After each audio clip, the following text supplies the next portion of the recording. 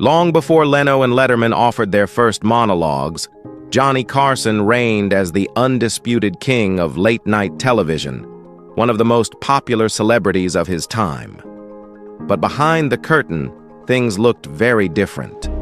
The guests who strolled on stage in glitter and grace often arrived in chaos, numbed by pills, buzzing on booze, or strung out on cocaine. They smiled wide for the cameras, even as their insides unraveled. What aired was laughter, but what didn't was agony.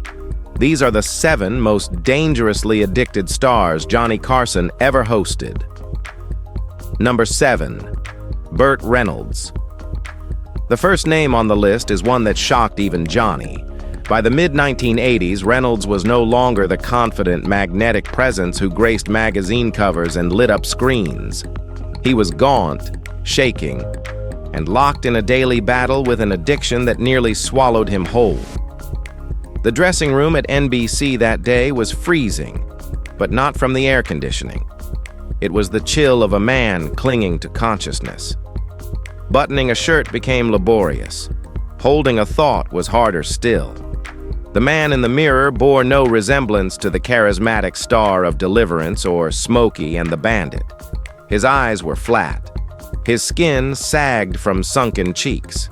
His once impeccable suit hung off him as if it belonged to someone else. Rumors had already begun to circulate. AIDS, they said. But the real enemy sat plainly on the vanity.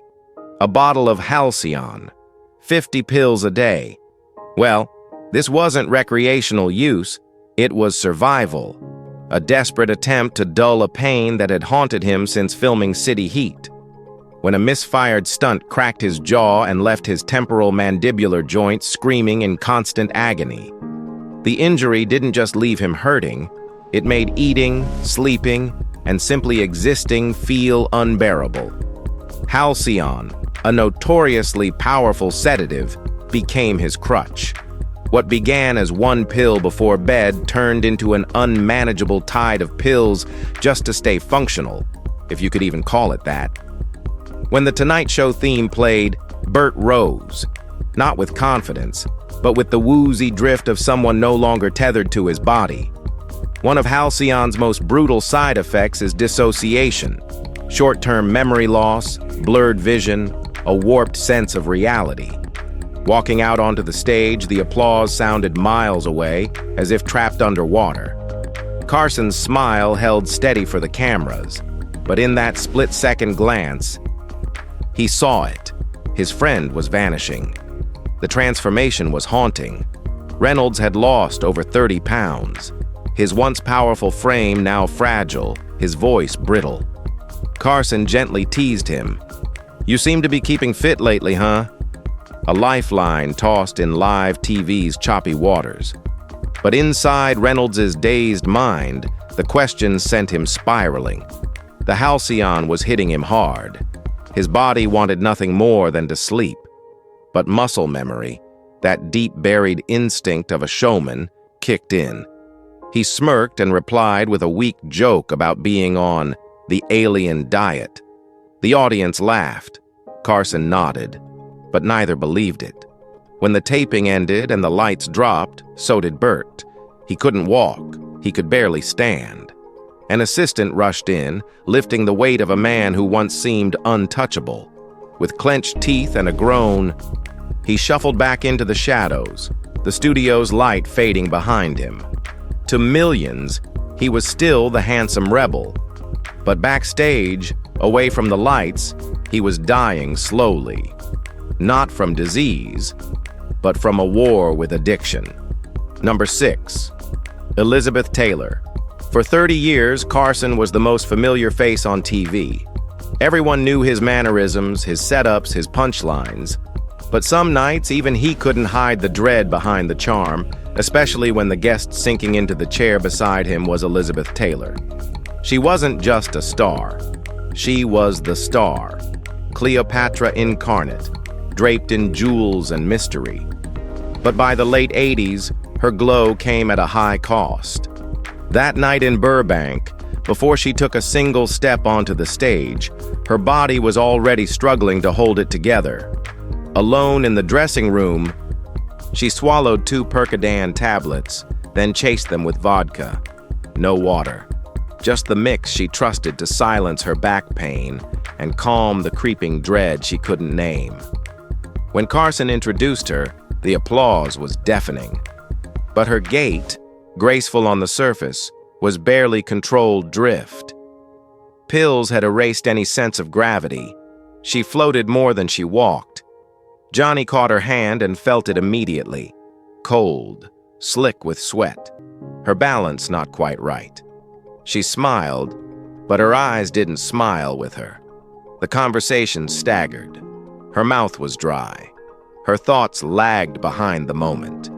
When Johnny paid her a compliment, she blinked slowly, searching for a reply through the fog in her brain.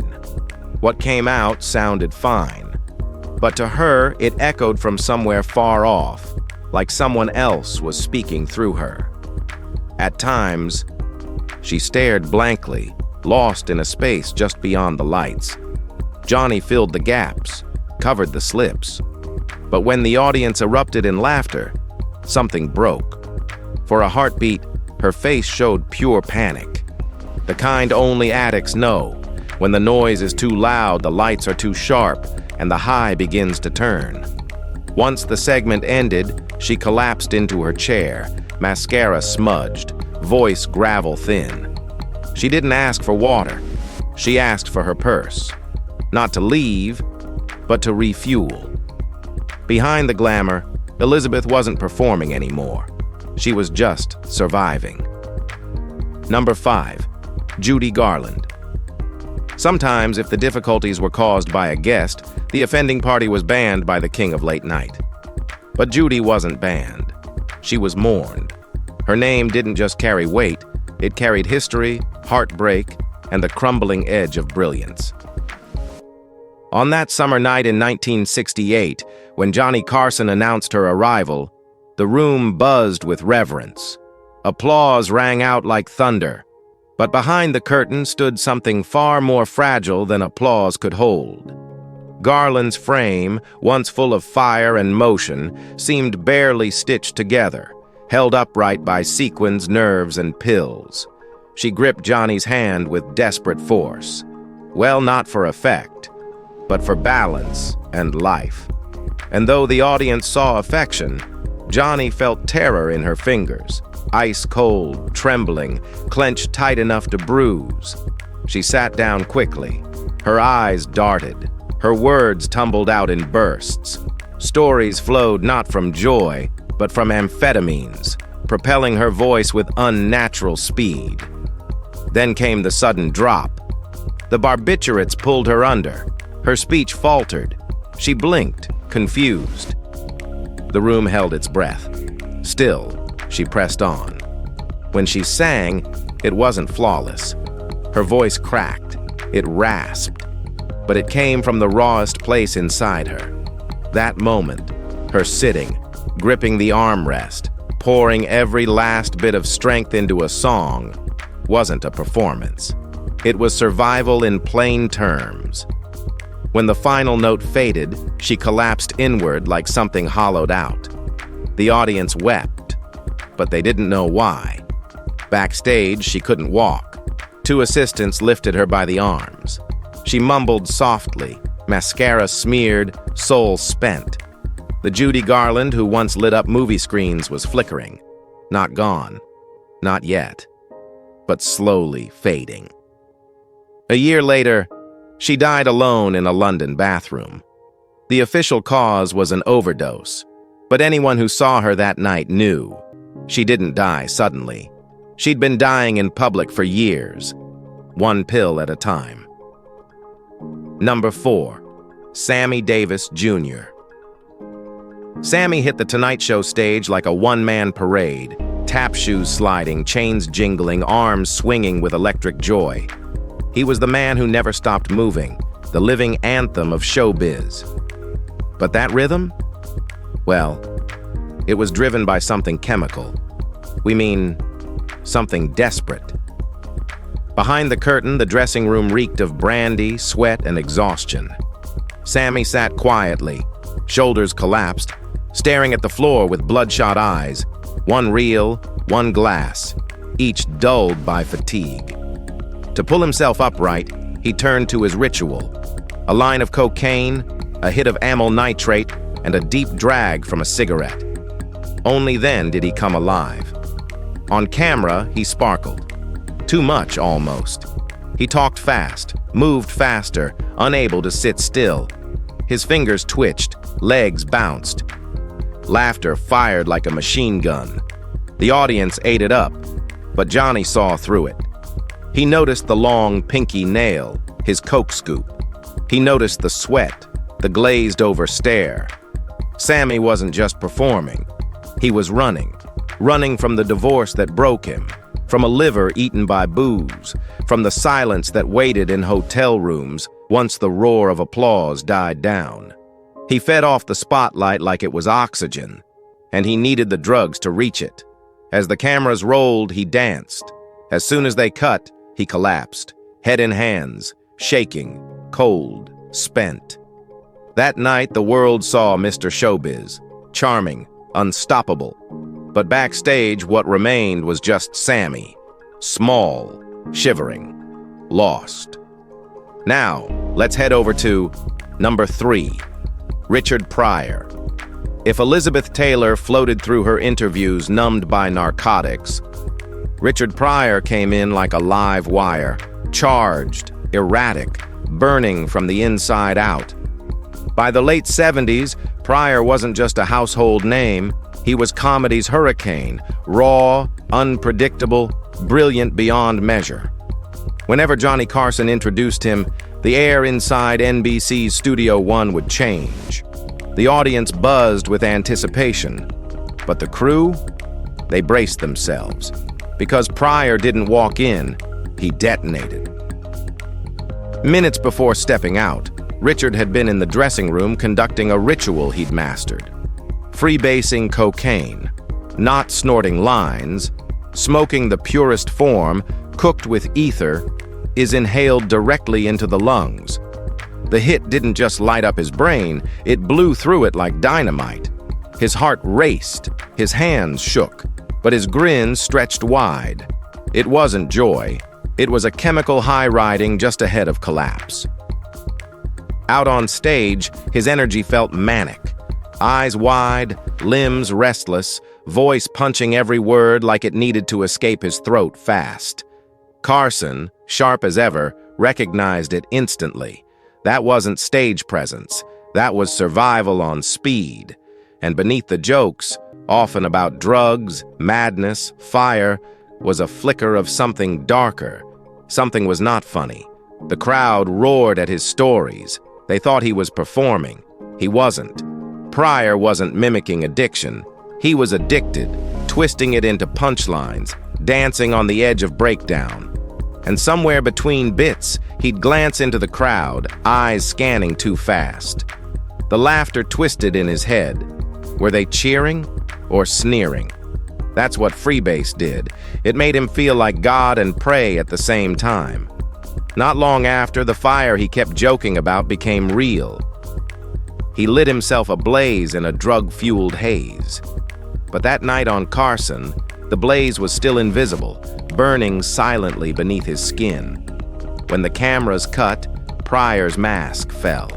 He staggered backstage, drenched in sweat, clutching his chest, staring through the wall. The laughs were done. The stage was totally quiet.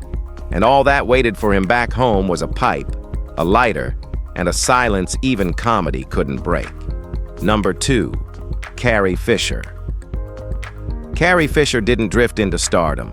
She was thrown into it head first, no helmet. Born to royalty, Debbie Reynolds and Eddie Fisher, she was a child of cameras, of chaos, of expectation. Then Star Wars launched, and overnight, she became the face of a galaxy. But when she walked onto The Tonight Show in the late 70s, what sat in Johnny's guest chair wasn't Princess Leia. It was someone sleep-deprived, overstimulated, and burning on fumes. The dressing room smelled of perfume and sweat. Her energy was explosive, but manic. She couldn't stop moving. Her heels clicked sharp rhythms against the tile. Her makeup artist tried to calm her. Impossible. Her brain was in overdrive. Her heart pounded like a warning siren. She'd just come from another all-night party, where lines of cocaine were as common as hors d'oeuvres. She had no shame about it, only need. That night, she needed to be sharp. She needed to win the room. So she dipped into her stash again. Just one more hit. As Carson called her name, she emerged smiling, confident, even flirtatious. The audience clapped. She was already mid-stride before the applause died down. She sat, legs crossed tightly, posture upright like a spring-loaded doll. Johnny greeted her warmly, but watched her carefully. She blinked too fast. Her hands twitched between gestures. She laughed before the punchlines. That wasn't timing. That was overclocked neurons firing in 5 directions. Every few minutes, she'd touch her nose or stifle a sniff, disguised with a dramatic hair toss or playful laugh. Johnny had seen it before. He knew the signs. But Carrie was an actress to the core. She leaned in, tossed sharp jokes, reflected brilliance. The audience thought she was electric. They didn't realize she was holding herself together with nothing but chemicals and charm. Inside, her body was unraveling. Her pupils were slightly dilated, her temperature spiked, her nerves screamed. Every sound was louder, the laughter, the applause, it all echoed with too much weight. She smiled harder to keep from crumbling. When the segment ended, she stood up too fast and nearly stumbled. Her handshake was limp and soaked in sweat. As she exited stage right, her shoulders fell instantly. The energy drained from her body like air from a tire. Her heels clicked slower now, her spine sagged. She leaned against the wall, wiping her brow with the back of her hand. She thought about how well it went, or if Johnny knew, or if everyone knew. That night, America saw a brilliant, fast-talking, unapologetically witty star. But Carrie Fisher walked off that set already dreading the silence. Because in that silence waited the ache, the crash, the come-down. And she knew before she even got home, she'd be reaching for the powder again, just to stay upright in a world that expected her to be magical when all she felt was empty. Number 1, Liza Minnelli. Liza didn't just enter a room, she erupted into it, arms flared, voice soaring, that infectious laugh ringing like a Broadway finale. When Carson welcomed her to The Tonight Show, the orchestra always gave her the biggest, brightest entrance. But behind the sequins and spotlight, Liza was fighting something darker. She had her mother's talent, her presence, her charm. But she also inherited Judy Garland's silent storms. That night, in the makeup room, Liza clutched a wine glass in one hand and a Valium bottle in the other. Her own version of pre-show prayer. The wine sped her up. The pills slowed her down. The result was a woman spinning in place, trapped between exhaustion and expectation. On set, she beamed, she laughed, she flailed, but her gestures were just slightly too sharp, too unfiltered. Her eyes, though dazzling, darted fast. Johnny saw it. She wasn't fully there. Not really. She shifted in her seat every few seconds, grabbing the armrest, fidgeting, anything to fight the tension rising from inside. When asked about her non-stop tour schedule, she smiled too quickly and answered too loudly, "Life is wonderful, Johnny." Her voice cracked at the edge, betraying the truth. She was performing happiness the same way she performed on stage, flawlessly and yet hollow. Every laugh was pulled from a dry well. Every smile fought against something gnawing beneath. As the show went to commercial, Liza finally exhaled. Shoulders slumped. A trembling hand reached for a shawl. The lights didn't just go down in the studio. They dimmed inside her, too. She saw herself on the monitor, saw Judy in her own eyes. That terrified her more than anything. because Liza knew she wasn't just singing on the same stages, she was walking the same plank. If you've enjoyed this video, please like and subscribe. Thanks for watching, and we'll see you soon.